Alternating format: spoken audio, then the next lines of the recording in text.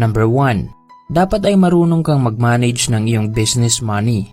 Palagi mong tandaan na kahit gaano pa ka-in-demand ang iyong produkto o kahit malakas ang benta, ang iyong tagumpay sa pagnenegosyo ay nagmumula pa rin sa iyong kakayahan na mag-manage ng pera. Kailangan mong i-reinvest ang majority ng iyong income para patuloy mong mapalaki ang iyong negosyo. Kung nagsisimula ka sa 5,000 pesos na kapital at balak mo itong palaguin, kailangan mo lang maghanap o gumawa ng produkto na pwedeng ibenta.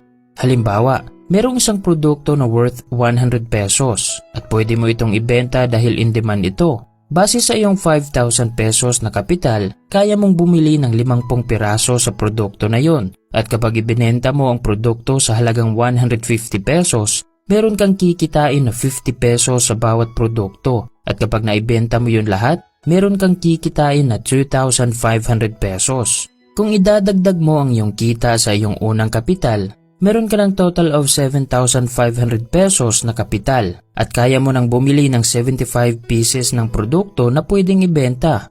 Kung kikita ka ng 50 pesos sa bawat produkto at kung naibenta mo na yun lahat, meron ka ng profit na 3,750 pesos. Kung ibabalik mo yan lahat sa iyong negosyo, meron ka ng total of 8,750 pesos na kapital, more than 50% na profit sa dalawang cycle ng pagbibenta. Kung marunong kang magpaikot ng pera, patuloy na lalago ang iyong negosyo at malaki rin ang maitutulong nito sa iyong personal na buhay. Aside sa pagpapaikot ng pera, kailangan mo ring i-separate ang iyong personal na pera at pera sa negosyo. Ito ay para maiwasan mo ang mag-mismanage at para maging aware ka kung magkano ang pera na umiikot sa iyong negosyo. Madalas kasing nangyayari sa mga small business owner ay kukuha ng pera sa kanilang negosyo at gagamitin sa personal na pangangailangan. At ang ganitong practice ay isa sa mga dahilan kung bakit mabagal ang paglago ng kanilang negosyo. Kung hindi ka marunong mag-manage ng pera,